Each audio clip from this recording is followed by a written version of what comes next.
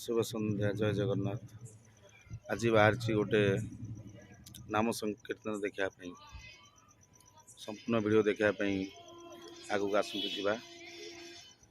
आज गोटे नाम संकीर्तन हो संध्या संध्या को गोटे भगवान नाम वीडियोटा बनाऊँगी। वीडियोटी भल लगे आप शेयर करेंगे, कमेंट करेंगे, आ भल लगे सब्सक्राइब करेंगे। जय जगन्नाथ, शुभ संध्या।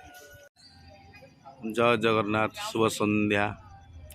मोर गोटे झियारी हिसाब आज 21 से परिप्रेक्षी नाम यज्ञ पूजा होची। देखंतु आज संध्या को भगवान नाम आमे नबा।